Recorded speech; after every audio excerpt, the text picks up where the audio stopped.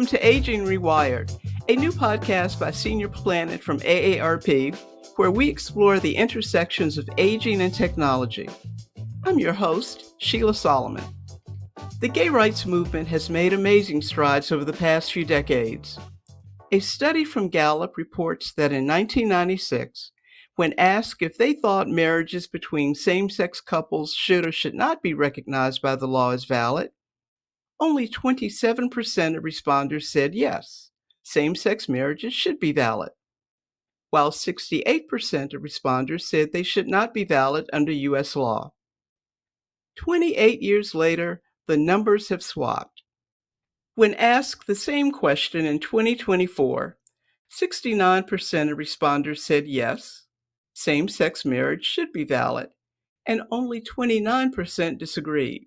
That's a pretty stunning reversal. So while yes, the gay rights movement has made enormous progress, LGBTQ plus advocates today say the fight's far from over. This is especially true when it comes to older adults.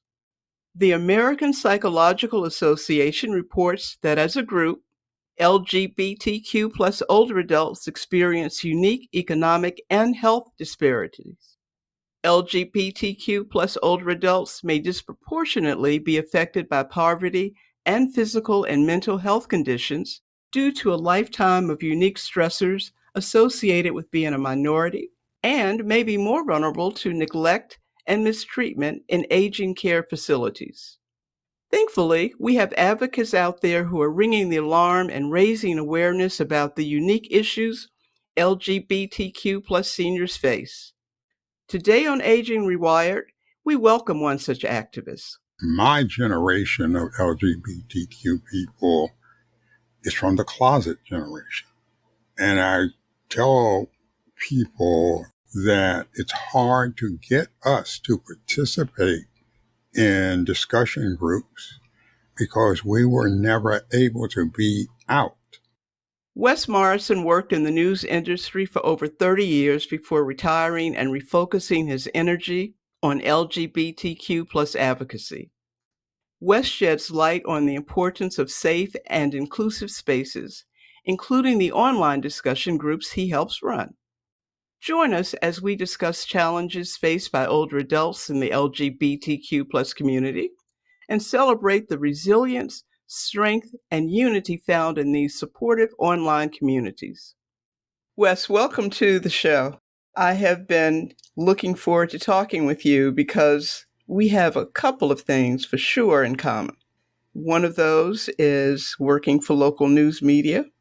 And for me, some of that occurred in Charlotte, North Carolina. And then you were laid off in 2009 from a TV station. And I was laid off from a newspaper in 2011. It was contagious.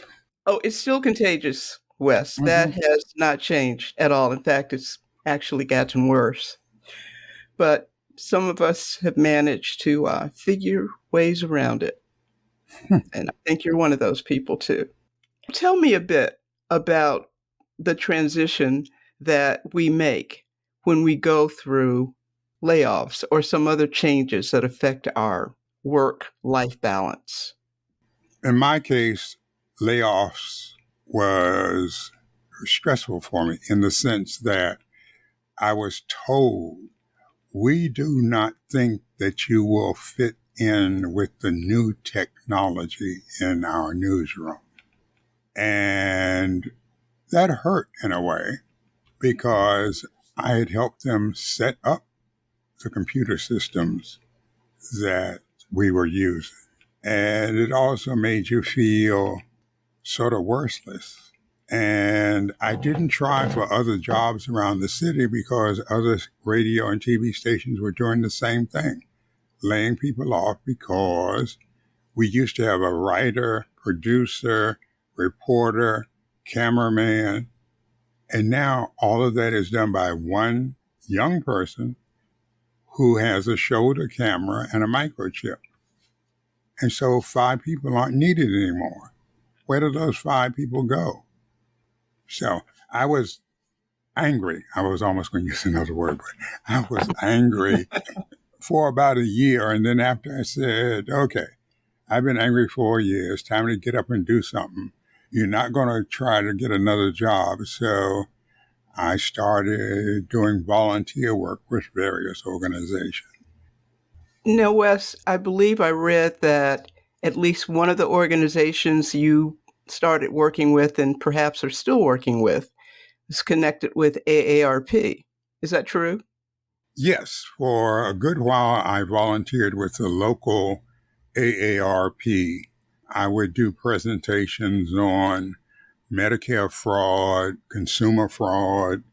And now, where were you? Because you have some roots in North Carolina, correct? 1010 Thaxton Avenue, Durham, North Carolina. Durham, okay. That's where I grew up. And I was raised by an aunt and grandmother because my mother was a part of the migration that went to Washington, Chicago, New York to find work because all the men were at war overseas. So that's where I grew up. And now the house that I grew up in, etc., the best they can calculate is it's a tree in the middle of the median of the highway that now replaced that whole black neighborhood. Interesting. I may have actually been in that neighborhood. Did you know Andre Leon Talley, another very famous person from Durham? I did not know he was from Durham until a few years ago. He was an idol of mine, I guess you could say, in the sense of his fashion and design, because I too went to Paris. I spent 3 months in Paris myself, going around to the fashion houses, trying to get a job, because I was going to be an expatriate. When were you going to be an expatriate? Where are we in the scheme of time? That was 1971, and I ended up having to come back because my friends kept saying, your mother is ill, you got to come back. And I told them, and I'll say it, she's faking it because she wants me to come back home. And when I got back, within 1 week, my mother was up walking around as if never had sex. I rest my case. And she got her wish. She went on to college. Yes. So was the TV station you worked for in DC? Yes. My first job was at WDCA, a small radio station, and they wanted to see if they could take somebody who did not have a degree in journalism and television and could train them to do certain things. And so I was lucky. The backstory of that is I have a very close friend who's white. And so we would go to various job interviews. And if I didn't like it, he'd go and try the one I did. If he didn't like it, I'd go and try the one he did. And I got the one at the TV station. And we compared notes, and it was very noticeable how each of us got different reactions in trying to go to the jobs. And I was there for a year, and they let me go because I had trained everybody in the department. And they said, well, we don't need you anymore because you've trained everybody. So long story short, I called WRC TV, NBC-owned station, and they had a summer job for 6 weeks. I said, I'll take it. 6 weeks turned into 32 years. So you have, it seems, quite some prowess with technology. And once leaving that newsroom, you've taken this into your volunteer work. Yes. I currently facilitate 2 senior groups. I work a lot with the LGBTQ seniors. So I facilitate that. I'm a part of Senior Planet with their Pride discussion group. It was one of those things when I got over being mad and I wanted to do something, I really was thinking of trying to help young gay people. But for whatever reason, things steered me toward LGBTQ seniors and their needs, etc., and particularly their needs for healthcare, etc. And another big reason is my generation of LGBTQ people is from the closet generation. And I tell people in the various groups and so forth that it's hard to get us to participate in discussion groups because we were never able to be out. And participating in a group via computer is a form of being out to those in my age group. And that makes it much, much harder to reach them, to get them the help that they need. It's improving now. People realize that, as I would always say, we don't turn into pixie dust and blow away when we get old. We are still here. So tell me some more, please, about what these virtual opportunities look like. A lot of things to know about goods and services that are available to us, both regular seniors and the gay community. What health things are available to them, housing, what's available, what's not, and just some day-to-day issues of living, like a few people have neighbors who harass them. Yeah, you can call the police and so forth, but that doesn't always do any good. It can make it worse. Getting a doctor that you trust, particularly if you're LGBTQ. Fraud. A lot of fraud is done by family members to seniors. So those are some of the things that we talk about. And for me right now, for both groups, I push talking about how you're feeling with the current political situation because it so strongly affects everybody. And I see, in my opinion, people not talking about it because it's so stressful. But I try in my facilitating to make them talk about it because you need to be able to get it released. Everybody says, well, I just ignore it. I bet you don't ignore it. It's on your mind. Talk about it. I've had pretty good success with them talking about it. How many people are we talking about who you're meeting with, and how often are you having these gatherings? Usually it's 6 to 8 in most of the groups that I truly facilitate. There's one group that is LGBTQ group that is about 12 or 15. And then there's a Senior Planet one that's also about 12 or 15. And it's across the country.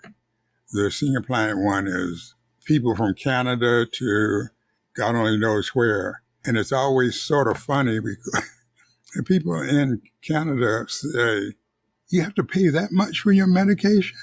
You should come up here, or you had to do that for your surgery? Y'all ought to come up here.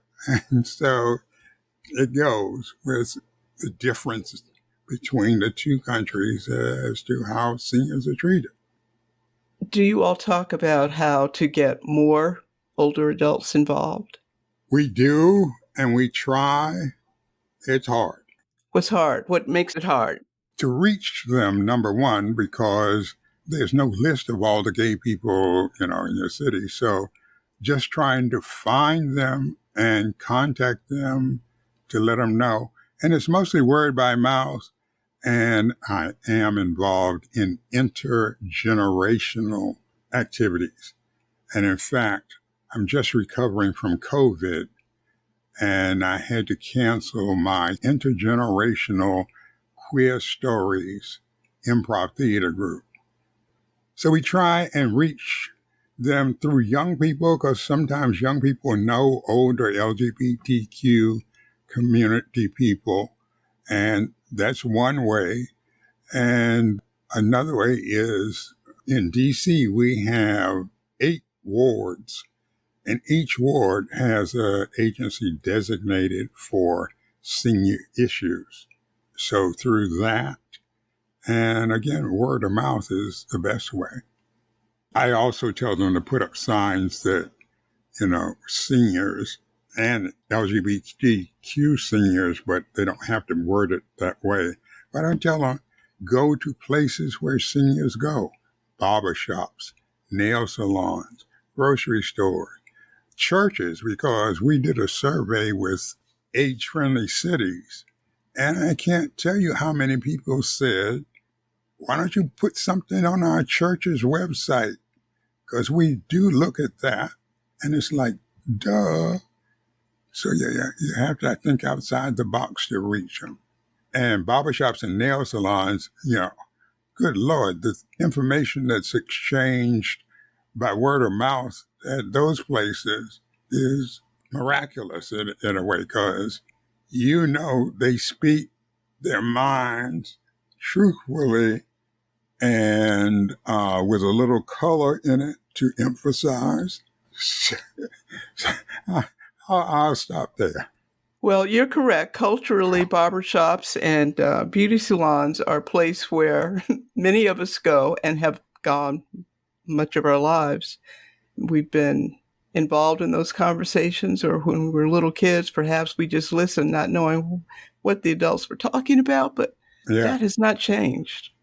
Well, what about outside of even your virtual work? Well, I used to do work of food bank with information for AARP. I am on the board of Iona Senior Services, which does all things senior-oriented in the ward. I live in Ward 3. I do enjoy the theater work. I've done 2 shows with them. I really enjoy the theater because I used to do 3 shows a year, usually 2 Shakespeare and 1 Agatha Christie or some other writer. And I do it for another reason as well. I do it to keep my brain active and memorizing pieces, because I know I have some cognitive issues and I'm in therapy for it. And the issues mainly are forgetfulness, not memory loss, but forgetfulness. And at times, even though I'm well read, etc., I can't spell a word. I have to look it up. And the famous one that just annoyed me to no end, I couldn't spell tyranny.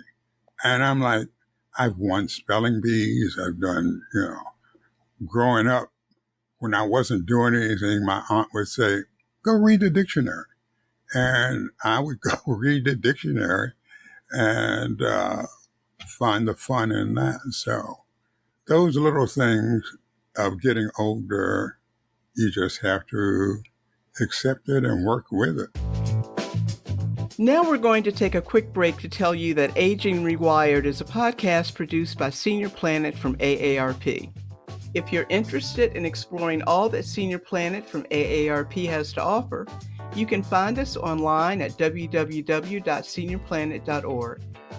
The Senior Planet website offers a variety of free virtual programs each week, from technology lectures to exercise sessions, discussion groups, and special events. Can't make it to a live class? On-demand programs and tech tip videos let you learn on your own schedule. On seniorplanet.org, you can also find original and engaging articles for older adult readers on topics like finance, health, entertainment, and relationships. Looking to meet new friends with common interests? Explore Senior Planet Community, our ad-free social platform exclusive to older adults. This safe digital space is a place for you to join interest groups, start conversations, and make connections. Still have questions about Senior Planet? Call our free hotline at 888-713-3495, Monday through Friday between 9 a.m. and 8 p.m. Eastern. Find out about upcoming programs and receive free tech help from our team of patient helpful agents. Learn how to use Zoom, set up an email account, and more. That hotline number is 888-713-3495. Now let's get back to the episode. Wes, would you consider technology your friend? I won't say friend, but maybe ally, a little bit removed, because it ain't friendly when your computer monitor is too small and they tell you we don't make computers that small anymore. Yeah, so an ally, because I know in the medical field, super changes have happened through technology. It sounds to me as if you have, yes, absolutely made it an ally for yourself. And I'm wondering how you have that conversation with other people who you know, older adults especially. Well, we talk about it in the group sometime. Doing your tax return on the computer is so much easier now for seniors to do. There are games that you can play to help stimulate your brain. Google can be a blessing in the sense of you can look up information about the medications you're taking and find any contraindications or whatever the side effects may be. So it's useful in that way for those who know how to use it. But it's still one of those things. The people probably could use it most don't have access because they don't know that they can have access. One of the things the Department of Aging did here in Washington, who I also worked with, was 500 and some tablets to give to seniors to help them to contact or make contact with friends and information. And it seems to, so far as I can tell, haven't heard a lot of complaints about it. It worked very well because as many seniors that don't want to bother with technology, don't want to understand it, etc., it's a very small group. There's another group of seniors that like, I'm going to learn this thing if it kills me. My grandchild can operate it, and they're showing me how to use it. About it, it worked very well because as many seniors that don't want to bother with technology, don't want to understand it, etc., it's a very small group. There's another group of seniors that like, I'm going to learn this thing if it kills me. My grandchild can operate it, and they're showing me how to use it. I hear you're thinking of starting a podcast with one of your support groups. Can you tell me more about that? We were discussing one of my groups, we were discussing the stress of the current political situation. And they had some really strong opinions about it. And somebody said, well, why don't we do a podcast for seniors and LGBTQ seniors, but everybody would be welcome. And it surprised me because I don't know who said it in the group, but someone said podcast and it just went ballistic. We overstayed our Zoom time by a half an hour. I want to ask about something you've previously written about online. You do a ritual that's all about connection and closure with loved ones, and you call it, If You Don't Know How Much You Mean to Me. Can you tell me more about this practice? During COVID, so many people were dying and their loved ones could not see them, could not visit them in the hospital. And I'm not even sure how long they may had to wait to get a body out of one of the refrigerated trucks. And everybody was saying, oh, I wish I could tell them one more time. I wish I could. And so I wrote a piece that I did with my mother in her last couple of days. And what it was, I called her close friends, 2 or 3 of them, and particularly one. And I told them, she cannot speak, but she can hear you. And you can say your goodbyes. And I did that for about 3 of her girlfriends, one of which I knew as soon as mother passed away that this woman would be 3 days later. When I went to call her back to say mother had passed away, the lady answered the phone and she said, "Oh yeah, I've heard of you, but Isabel passed away." So my thing was, tell the people how much you mean to them now so that they will know it. And I have done it with 3 people now that I've known for 50 years. And you may be like me. I have someone who is not well in Pleasantville, New Jersey, but I can't think of going there if something happens to her. But I called her and I said, "I don't want you to answer, but I'm going to tell you something. And when I finish, we will hang up and that'll be it." And so I called them and tell them. I just did it, as a matter of fact, with the second love of my life. And what I did with that, I pulled some pictures of us at parties and other things. And then I had written for him a poem 50 years ago, back in the 70s, but I never gave it to him. I gave it to him, just letting him know our lives have been intertwined for over 50 years.